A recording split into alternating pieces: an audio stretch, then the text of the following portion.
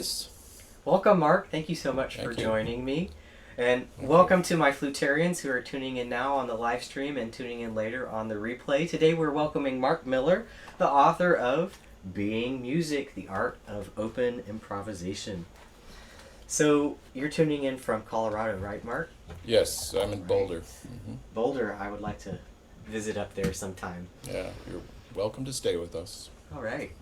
Maybe one of my bucket list items is to skate on wild ice. So there Oh, might be some of that up there. yeah, definitely. I can find you some wild ice for sure. So I noticed that your book is kind of like a conversation between you and clearly your close friend Art Land. So Landy. Landy, okay, thank you. Mhm.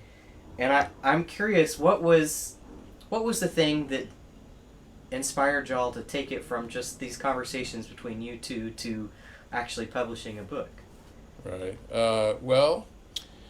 I've known Art. Art is a. Let me tell you a little bit about him. He's one of the best improvisers in the world. I think he's a pianist and composer and drummer.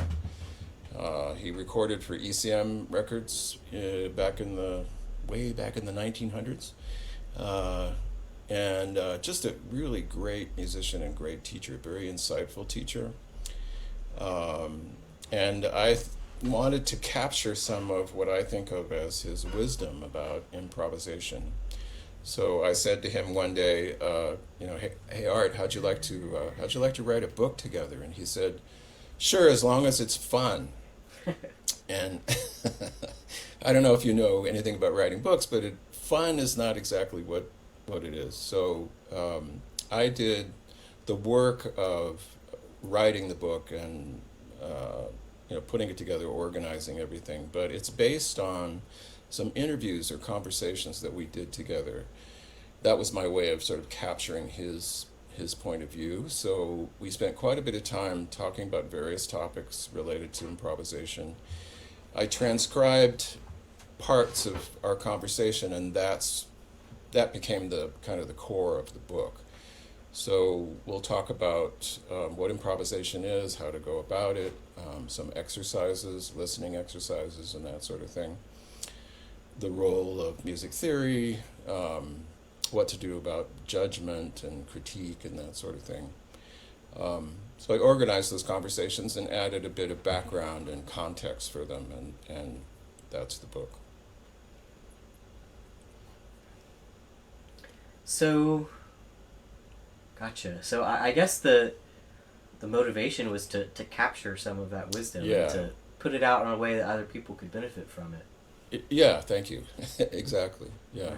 Yeah. Just because of, I think of him, he's probably my best friend, and I've just seen him be such a wonderfully insightful teacher in workshop settings and private lesson settings that I thought that some of the concepts that we've developed over the years and some of his ideas about teaching and learning would really benefit other people.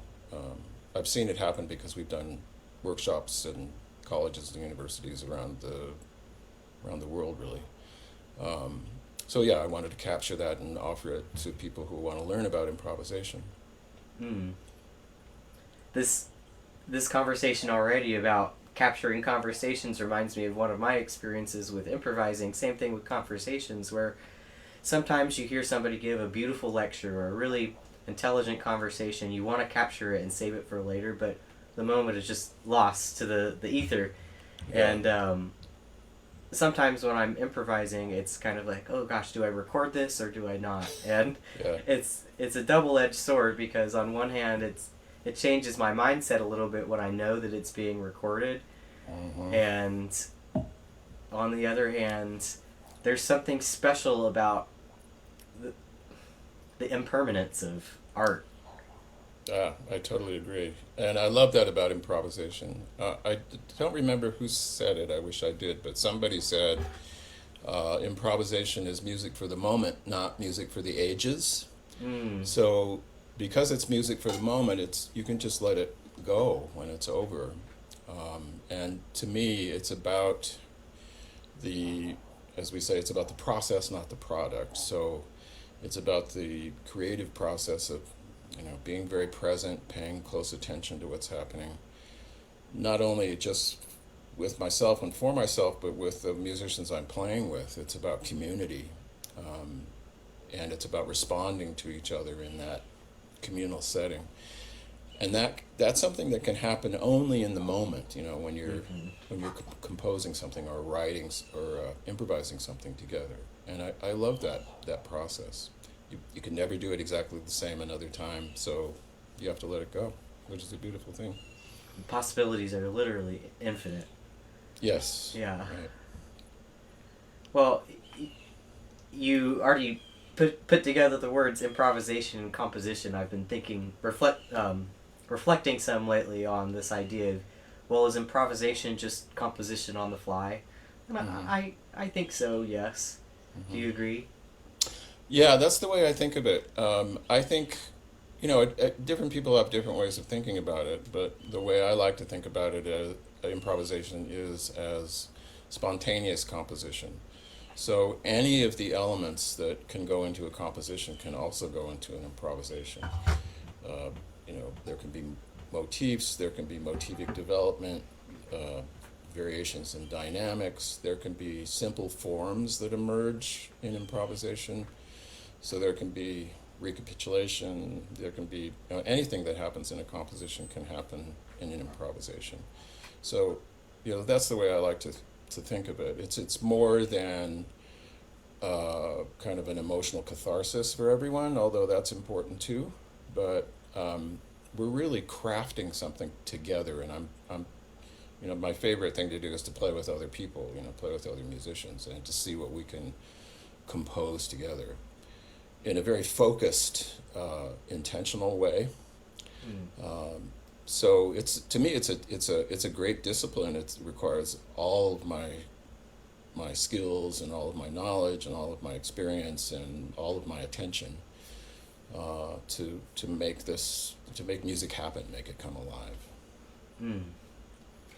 That reminds me of a question I thought we would probably get to later in the call, but I can already throw it out there, which is what skills from classical world have you found that you're repurposing in improvisation?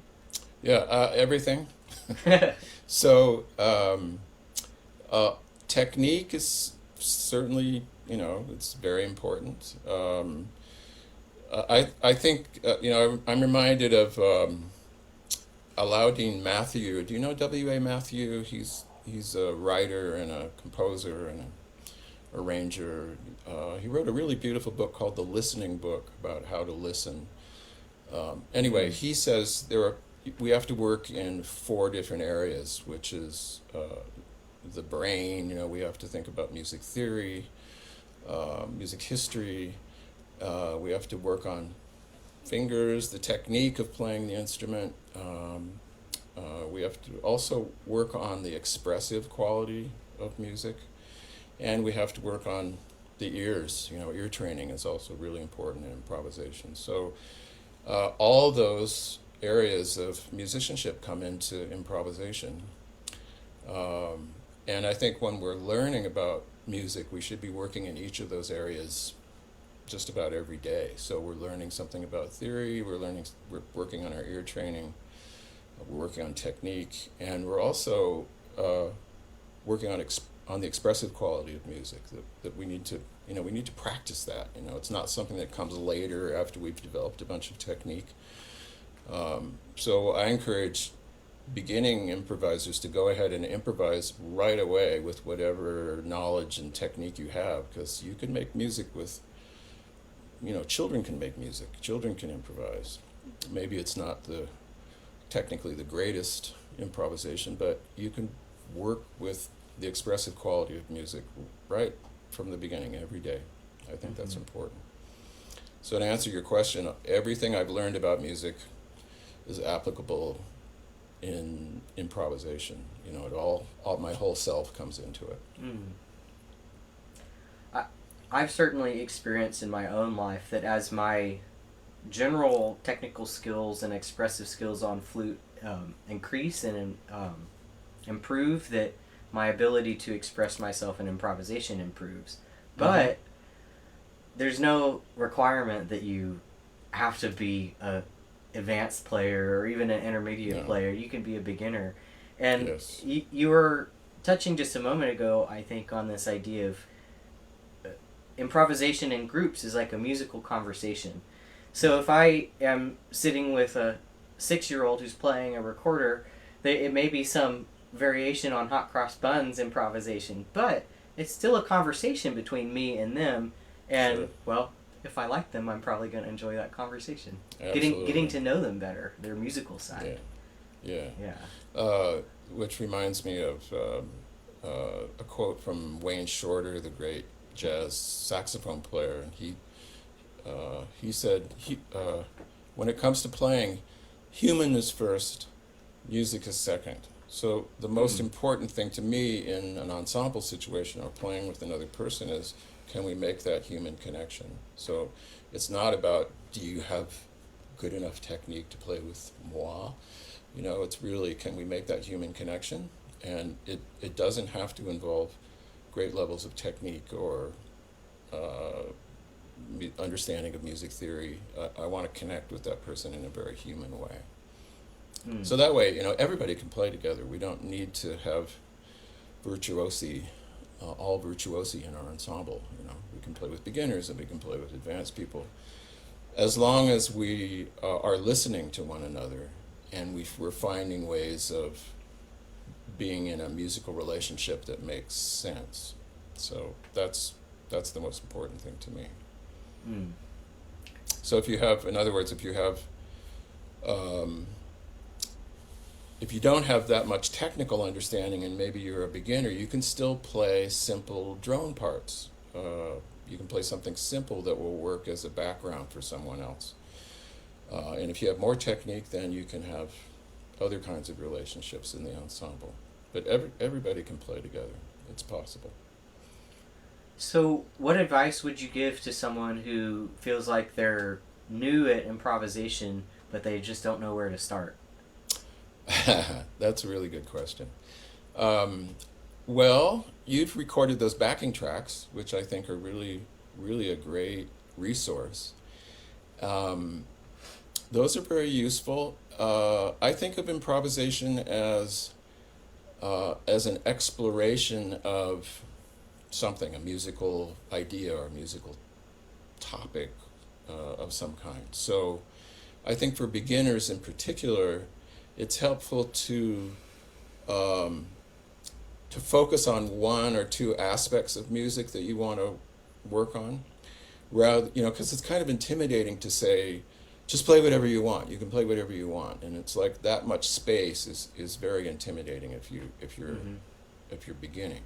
So what you can do is focus on, let's say, just rhythm. I'm going to focus on rhythm. And don't worry about the notes. Don't worry about the scales. Don't worry about anything except playing rhythmically. Or you could focus on one particular scale. I noticed that some of your backing tracks work with just one scale or one mode. So you could practice becoming an expert in that D minor scale or Dorian mode or whatever it is. Trying to improvise just using the notes of that scale. Or you could make it even simpler and say, I'm going to take 3 or 4 notes from that scale and improvise just using those 3 or 4 notes as an exploration, as an investigation. As I said in the beginning, the process of improvisation is much more important to me than the end product. So, beginners, I think, maybe want to make something beautiful or good or great.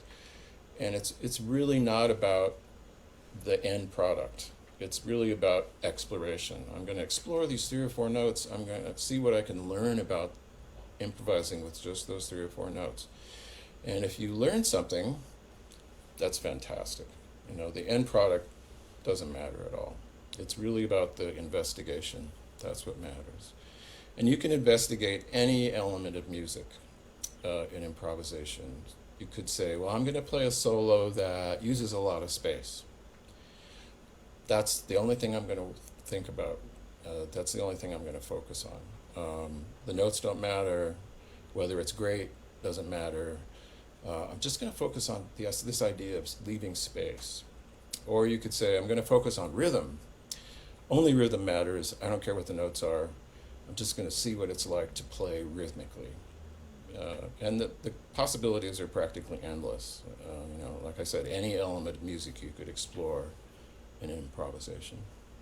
So for a beginner, limit what you're doing, limit your focus and just work on one or two elements of the music and see what you can learn.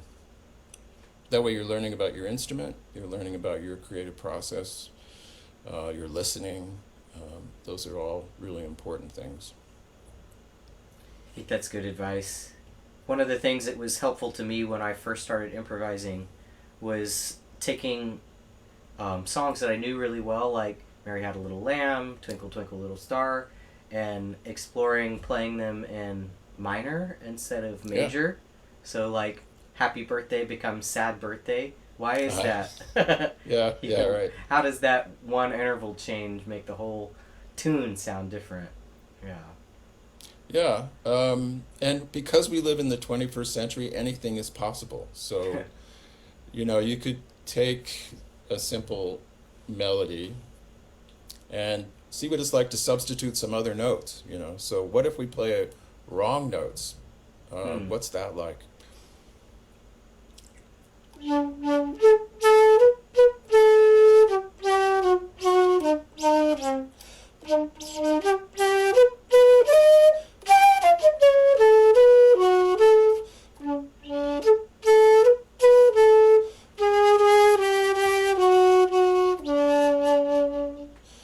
So it's great being in the 21st century because you can explore anything, noises, sounds, right notes, wrong notes. For a beginner, the important thing is to learn something. Learn something about your instrument, learn something about what sounds good to you. I think it's important for beginners or anybody to develop a point of view about what they like and what they don't like. For me, I love lots of different kinds of music. I love tonal music, I love atonal music, bitonal music, lots of different possibilities. Others may think, well, I really want to learn how to play jazz. Well, that means you have to listen to a lot of jazz and learn a lot about jazz technique. Not everybody wants to do that. Not everybody has to do that. So to follow your own path, I think, is really important in improvisation. Do the thing that you really love doing. And the pressure is off when it's just you in the practice room. And absolutely. Hopefully, if you're playing with your friends, the pressure is off there too. Definitely. Definitely. A few days ago. And if the pressure is not off, you need to get different friends. I was just gonna say, a few days ago, someone commented on one of my posts saying, "Well, what if they say I stink?" I'm like, well, yeah. Good question. I think that brings up the question of judgment. Passing judgment on what you're doing, which is different from helpful critique. So if you're in a situation where there's it feels like you're being judged, then maybe that's not such a great environment for learning. Yeah. Also in the practice room, there's a big difference between judging yourself and critiquing your playing from a helpful or creative or constructive point of view. And I know people struggle. I've struggled with this kind of self-judgment before. But it's possible to, some people say, well, just don't think that way. But, this is a very habitual way of thinking about ourselves. So if judgment comes up, I think it's important to recognize that it's there, not judge the judgment, and focus your attention back on the music. The goal of playing is to disappear into the music. Without a sense of, am I good? Am I right? Is the music good? Is it not good?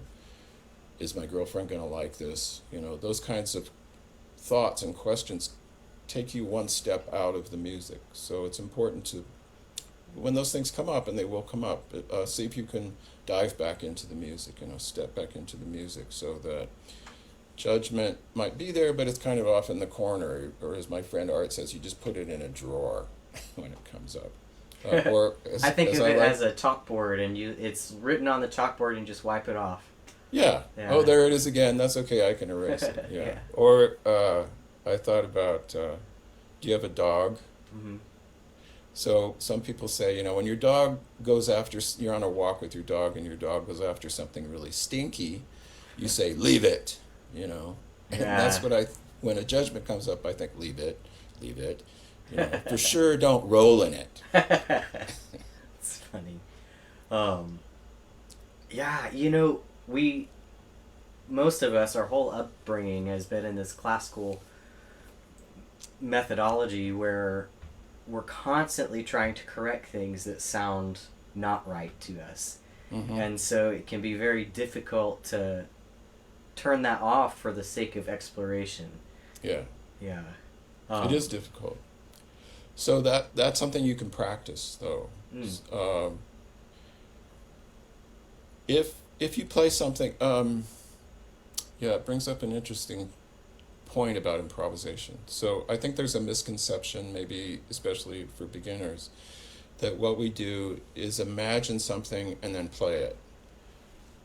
It doesn't work out quite that well or clearly, or it's not like I'm transcribing things in my head that I imagine in my head. I'll imagine something that's an area of investigation. So I might think, what I'd really like to do now is play something lyrical, and when I begin to play, I don't have the whole melody worked out ahead of time.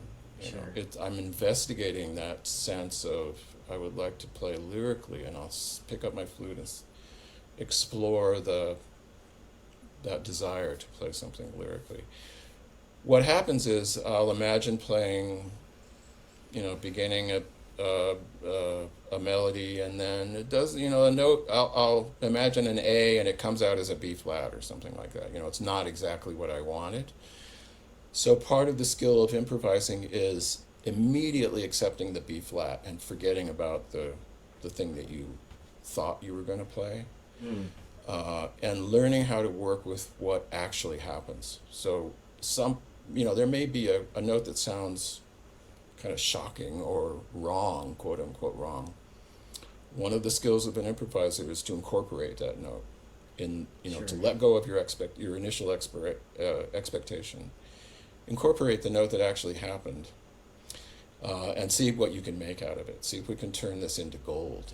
You're kind of an alchemist. You got to turn that note into gold when it's actually not. Maybe it's not. It's a little stinkier than gold. You can also just ignore it, and go on and play something else. But that skill of being able to work with what's actually going on is a very important skill for improvisers. It's really great when you're working with other people too, because you can't control what they do. So somebody might play something very unexpected, something that seems surprising or even shocking. We never say no to what someone else plays. We always say yes. And this is a cliche that comes from the theater world, from theater improvisation. Theater people will say, when something happens on stage and you're improvising, you always say yes, and yes, here's my response to that. If you say no, I don't like that, the game's over. The whole thing is, you just killed the whole improvisation. So no matter what happens, my response is yes. Oh, that's interesting. Yes, and here's my response to that. Being able to do that is a skill that you can develop, and it takes practice to really be so quick in the moment that you can incorporate almost anything. One of the things that I'm constantly introducing in my little Flutarians improv games session is this idea of being really fluent in the chromatic scale, so that anytime you hear a note comes out that you didn't anticipate, you have the option to move up or down until you reach the note that you audiate or heard in your mind's ear. Yeah. Like Art says, anytime you play a note, you're only one half step away from heaven. Well, speaking of heaven and the concept of improvising, I feel like when I'm improvising, sometimes it's this communication between outer realm and me, and trying to, it's like I get this little seed of inspiration, and when it comes out, if it comes out like I expected and planned, that's great. If it comes out with something that I wasn't expecting, then I have this opportunity to craft something new, and Yes. it's really exhilarating when it turns out nice, or it turns out Absolutely. interesting. Yeah. One of my little rules I have jotted down for my classes is that you're never required to play beautifully. Only play beautifully when you can and want to, but you are required to play. But that does kind of lead me to another question I was thinking about, which is, well, how do you know when to sit back, and play less? I'm frequently giving the advice of play fewer notes. Play the notes that you play with more intention. Yeah, I think what you're referring there is to clarity. Play something really clear, which is important. And I think improvisation it works best when, as I said before, you kind of have a clear topic that you're investigating. What doesn't work so well for me is when you're just throwing spaghetti against the wall to see what works. That's not a style of improvisation that I like so much. Trying different stuff to see what maybe something will work is not as clear or concise or interesting as checking out what's in my heart. What do I want to hear is a good question. I'm the flute player. I can play whatever flute part I want. I have to check in and check in with my imagination, check in with my heart. What do I want to hear right now? And to go for that, rather than experiment with a bunch of different things to see what might, make me happy. So that clarity for me is really important. There was something else I was going to say. Oh, another funny thing my friend Art says is when you go for something and you play something different from what you intended to play, maybe what you actually played is better than what you wanted to play. So, when something unexpected happens, maybe it's even better than what you imagined. Mm-hmm. So that what you just said is really true. Working with the actual thing that emerged in the music might be quite wonderful. Like a divine accident. Yeah, exactly. Yeah. I'm trying to remember if it was in your book or another book I read that there was a story about a trumpeter or someone sitting out basically the first 3 minutes of a song. Oh yeah. And then coming in at the right moment, and that humility is something hard to train, and that listening. I know that when I set out to start helping people with improvisation, I was faced with this conundrum of, well, okay, I can teach people the techniques, compositional sort of techniques, but how can I teach someone to listen? You can't really teach someone to listen. You can just place them in environments where they're encouraged to do so. Yeah. I think a really important question, maybe the prime question as for an improviser, is what does the music need right now? Mm-hmm. And it may not need you to do anything because it's going great. Your fellow musicians are cooking along and the music sounds wonderful and it's moving forward. It may not need a flute part at that point. So to listen with the intention of being in service to the music is a good attitude to have, I think. And that example you gave, I think, shows that when she was sitting there with her trumpet, she was waiting for the time in the music that really called for a trumpet part, and it wasn't that time yet. So she waited until it was time to hear the trumpet. Another thing we might think about is, what is my role in the music right now? Because you can take different roles, just as in composition. You could be the soloist. You could also be the accompanist. So you might, play a very few notes because you realize what's needed in the music right now is background. I'm going to play in the background. I'm going to support whoever it is that's soloing. the music may need calming energy, so I'm going to play just long tones because that's what I hear that the music needs. Or it may need you to really jump in and play something really strong. To me, that's what we're listening for. We're listening for what is my role here? What is the music asking of me? And it might say, I don't need you right now. Just wait, wait and listen. As a listener, you're still participating. So it's not like if you're not playing and you're listening, then you're still involved in the music. You're still part of the music. The other musicians are playing the piece for you. If you're checked out, if you're not listening, then you're not part of the ensemble. So what are you doing there? We should be participating whether we're playing or not the whole time. One of the things that I took away from visiting a beatboxing flute class last year was that, right, anytime I'm playing with others, even if I can't find the tone or the tune or whatever, I can still participate, even if it's just clapping my hands, or maybe snapping my fingers a little bit, maybe making a couple of percussive sounds too. Sure.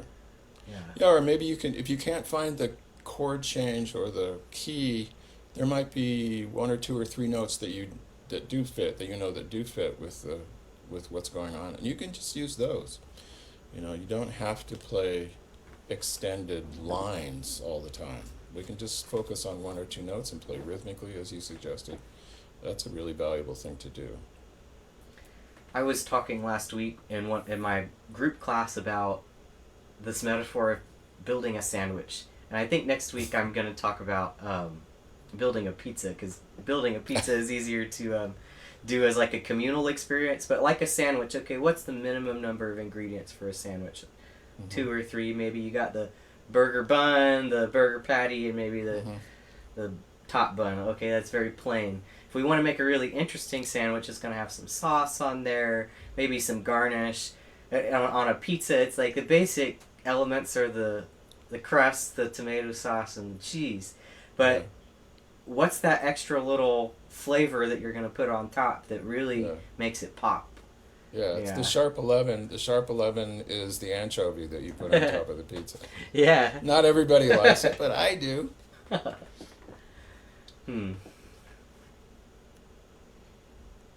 Yeah, I like that. That's a good metaphor. 'Cause as musicians, we can provide any of those elements. As a flute player, you can be rhythmic. You can provide a bass line. You can provide long tones. You could be the soloist. You could provide context or texture. You could be the anchovy. You could be the bun on the hamburger or whatever. Whatever. So we tend to think of the flute as being a solo instrument, but in improvisation, it doesn't have to always solo. It can be a accompanying instrument as well. I think that was probably the key takeaway from that demonstration, is that, okay, while normally as flute players we're accustomed to playing the melody, that when we're improvising and thinking compositionally, we could play any of those roles. Yeah. Absolutely. Yeah. And again, the question is, what does the music need right now? If it's getting a little shaky, you can provide pulse. You can provide rhythm. You can reinforce what's going on. If it's getting a little repetitive, you could provide something new, a new melody or a new rhythm or some new notes of some kind. So there are a lot of things that flute players can do. And then if you, like me, and have a bass flute, it expands your possibilities even more. So that's possible also. I'm a doubler really, and I love the different orchestrational possibilities, being able to play other instruments. Doubler for?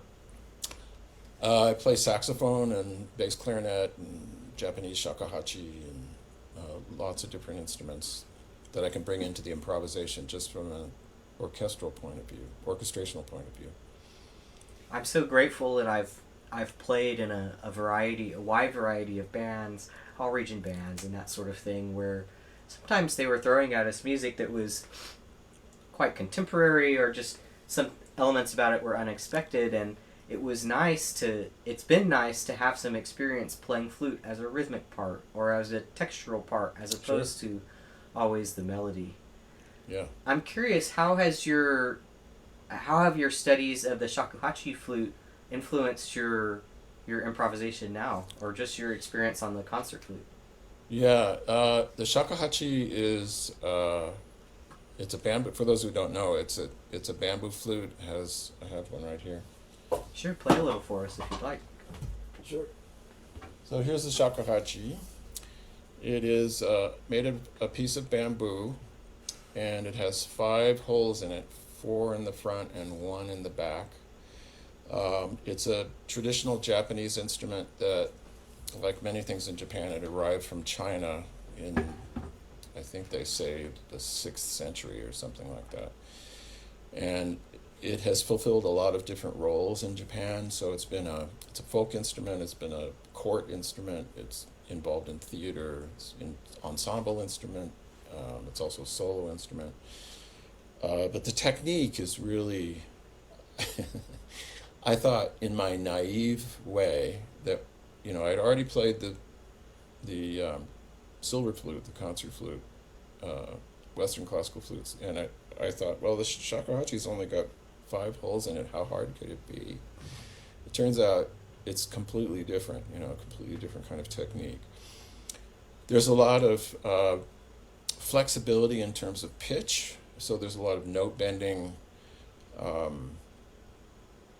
It's a different concept about pitch. Sometimes, it does the pitch that is required in traditional shakuhachi doesn't fit with our tempered, piano-based Western tuning system. So I had to learn to listen to pitch in a different way. Also, the timbre of the instrument, there's a lot of flexibility. The silver flute has a very pure tone, and the shakuhachi has that, but it also will involve tones that we would think of as not so pure.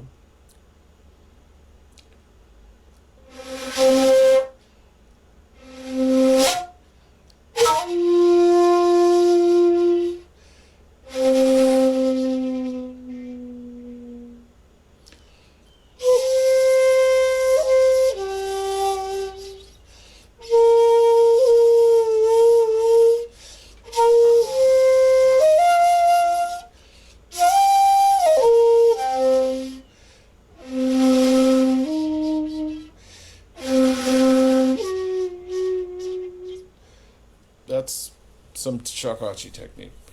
So great variations in timbre and pitch are possible on the shakuhachi. So I can apply that to the silver flute as well.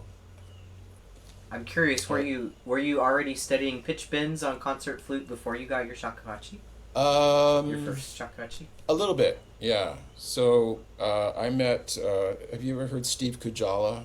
He's a really great flute player. LA studio musician mainly. And he's an expert at pitch bending. And he taught me a little bit about pitch bending on the flute. So I had explored that a bit. Playing the shakuhachi made me want to do it even more. And being able to vary the timbre of the instrument in improvisation, I wasn't doing so much of that until I learned the shakuhachi.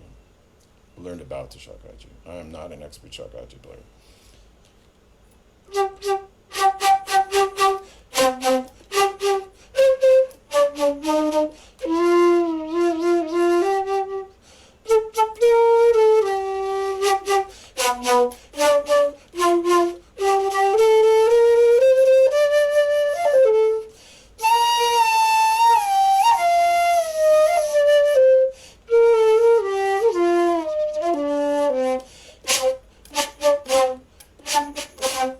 Stuff like that, things like that. Those kinds of techniques I learned first on the shakuhachi and then tried to apply to the silver flute. So yeah, it expanded my silver flute playing for sure. And the shakuhachi tradition is really beautiful, really deep, and that's something I can still learn about and practice. It's just a great instrument.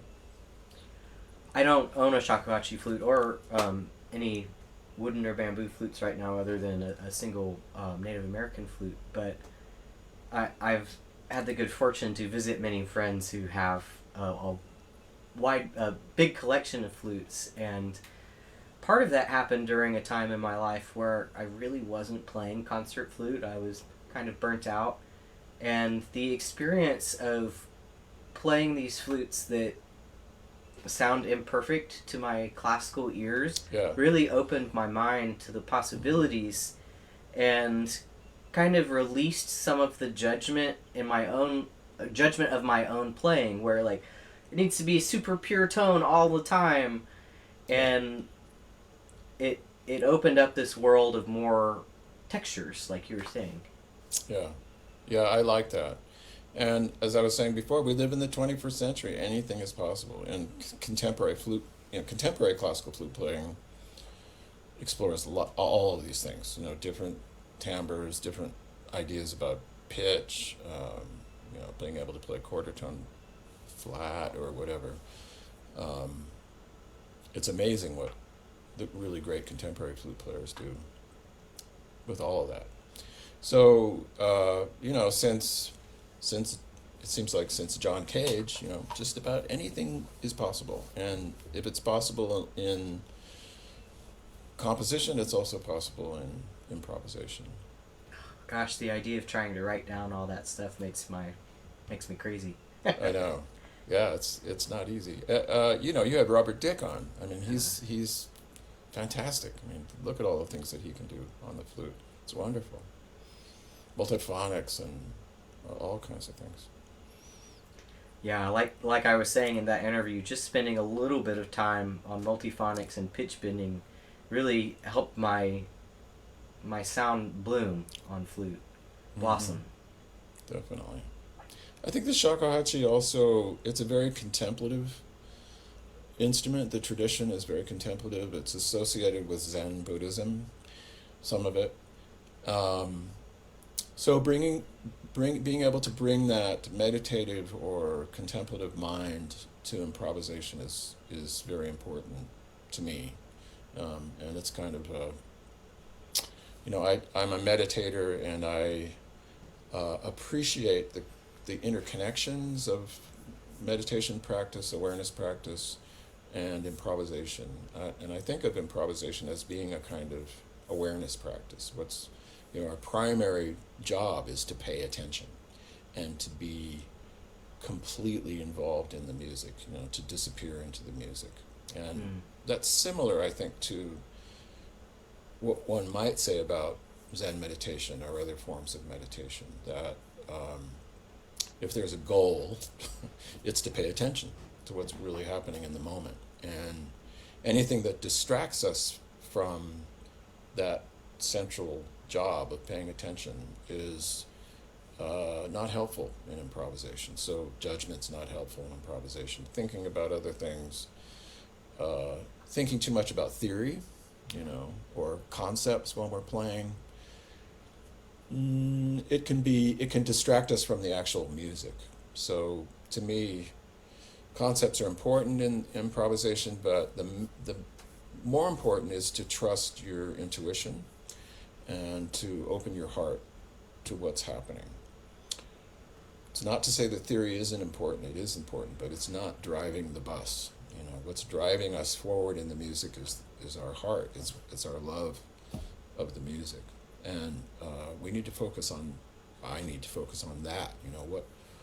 What do I really love right now? What do I really hear right now? What's the music calling for?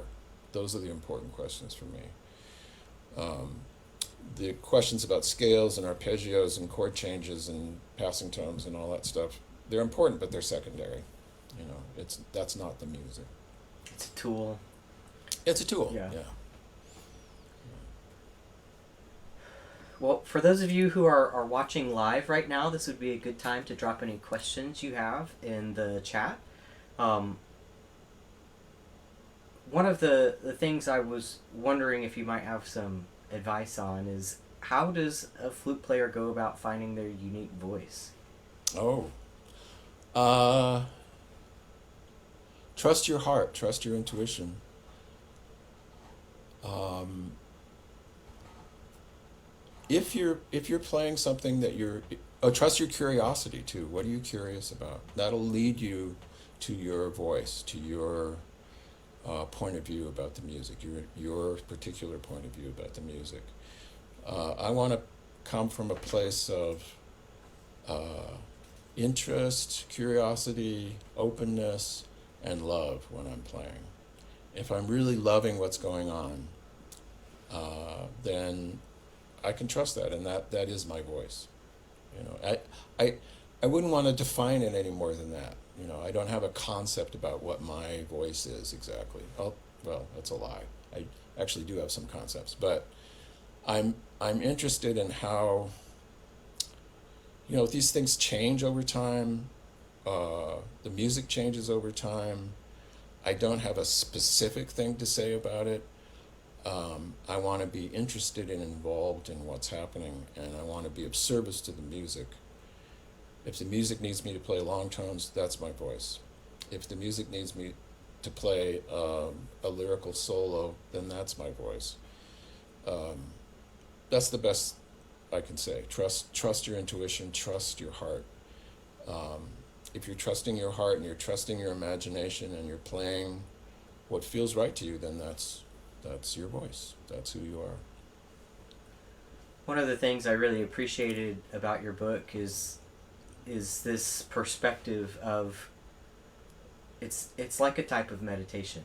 It's and I frequently use this phrase, a state of flow or the flow state. Sure. And you said something like flow is the underlying stillness. So Right. when we play something on our flute or play something on our voice, it's like we're listening into that underlying stillness and then plucking one little idea out of it, bringing Yes. it into this reality. I think that's right. Yeah, the idea of a moving stillness comes from a friend of mine, Jerry Granelli, who was a really great jazz drummer. Um, Whether you know it or not, you've heard him play because he played on all those Peanuts recordings with Vince Guaraldi. So he's the drummer Christmas on all peanuts. those. Yeah, Christmas, but that's Yeah. Jerry. But he was a great jazz drummer, very creative, and he talked about the importance of being in touch with that underlying stillness. And I think in meditation and improvisation, the beginning of the process is to touch in with stillness, to let go of any expectations we have about what's going to happen, any assumptions we have about what's going to happen, any beliefs we have about who we are and what we do, and touch in with that inner stillness. I like practicing meditation because that's what it's all about. It's about sitting and touching in with our awareness, our mindfulness, our presence. And out of that can flow music. To me, it's sort of like there's this field of consciousness or stillness or awareness or soul or whatever you want to call it. And music emerges from that magically, you know. So if we can get in touch with that underlying aliveness, our very aliveness, then our imaginations will kind of suggest, oh, hey, you know, why don't you play something really rhythmic right now? Because that's what's alive. Concepts can also come into play. Like I think I might play begin my solo with 3 short notes and a long note. You know, that's an idea. That's a concept. And then if I'm interested in that concept, if that concept is alive for me, then the music will be alive. So yeah, that idea of that moving stillness, that it's our aliveness, our presence, that's what I'm trying to get to, is an awareness of our basic humanness, our aliveness. Mm. Another phrase I found very useful that I discovered in your book was this idea of idiomatic improvisation versus non-idiomatic improvisation. Yeah. Will you remind me who you learned that from? Who was I referring to? I can't remember. I want to say Matthias Ziegler? It might have been W.A. Matthew, Alaudin Matthew. I'd have to look it up in my own book. I don't remember exactly. Well, I Sorry. found it super useful because, sometimes people ask me, do I do jazz improvisation or free improvisation? Oh, yeah. Well, I do it all, but I feel like there's more rules to learn in jazz. One of the, I think, quotes from Miles Davis that I put up on my page sometimes is, in order to break the rules, you need to learn them first. Sure. And so I tell people who are just starting to dip their toe in the water, well, if you start with rock and pop and folk, you'll get the basics of chord changes and what notes to play before it getting even more complicated, more notes, bigger chords in jazz. Yeah. Yeah, so the idiomatic improvisation would be jazz. It would be a style of some kind or a tradition of some kind. And there's improvisation in Indian music, and there's improvisation in jazz and blues. If you want to be a jazz player, that's a very steep hill to climb. To be really good at playing jazz it takes years of practice and experience, listening, transcribing, and all that kind of thing. You don't have to learn jazz in order to be an improviser. I think there's a misconception that improvisation equals jazz and vice versa. That's not the case. There are lots of ways to improvise.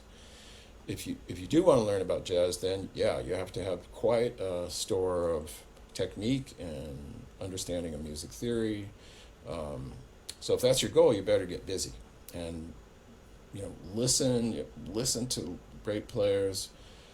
If you want to learn jazz, transcription is an excellent exercise. You have to listen to somebody else. Listen to Hubert Laws and transcribe one of his solos, or listen to Eric Dolphy and try to transcribe one of his solos. Good luck. Good luck. Yeah, I've done that. You can not use easy. the music. I use the music speed changer to slow things down. Yeah, absolutely. You slow it down use all the as tools slow as you need. Read all the books. Use all the tools you can. Yeah, it's not cheating. But what you learn about is what people call the jazz vocabulary, a certain way of using certain notes and phrases. And you also learn about rhythm, which is the most important thing in jazz playing. It's different from playing classical music. It's different from playing folk music. And it's different in different eras in jazz. The idea of swing meant one thing in the 1920s. It means something else in the 1960s. So learning about all of that is part of being a good jazz player. But non-idiomatic improvisation is more starting from a blank page and not having, as you say, not so many rules about what's correct and what is incorrect. And you're free to use all of the influences that you have in your musical life and your whole self in creating what I would think of as your own music, your own voice. And non-idiomatic improvisation, or what I call spontaneous composition, is really what I'm mostly interested in now, starting from that blank page and seeing what we can create together. It's not bebop, and it's not Miles's music from the mid-60s. It's not Coltrane. It's whatever's happening right now for all of us. And we can bring in whatever influences we are interested in and curious about. So I might bring in the shakuhachi, which is not suited to jazz, really. Nancy was asking, where can we buy the book? I'll post the link after we get off the call, but you can also buy it from the publisher, University Professors Press. And Mark, I just wanted to thank you for joining me today and playing a little bit of music with me. It's been a nice way to start my day. Great, I'm glad. Thank you, and congratulations for everything you're doing. I think it's wonderful. And people should really check out your backing tracks. I think they're really useful for improvising. Can keep you busy for at least a year. Oh yeah. Yeah. And keep you busy for the rest of your life. Would you like to play another short improvisation before we go? Yeah, the two of us? Absolutely. Sure, yeah.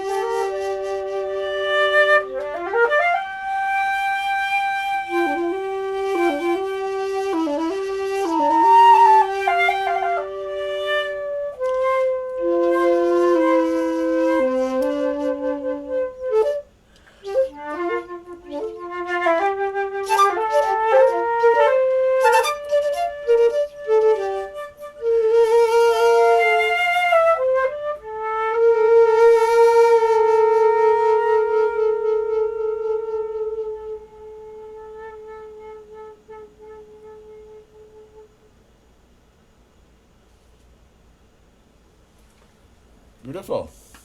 What a fun little musical conversation. Yeah, thank you. Thanks again for joining me.